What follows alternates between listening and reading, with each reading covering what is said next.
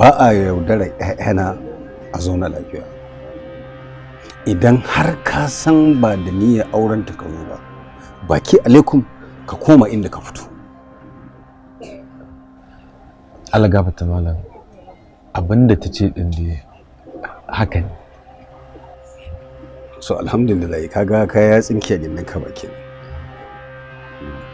Ina Abbas zo.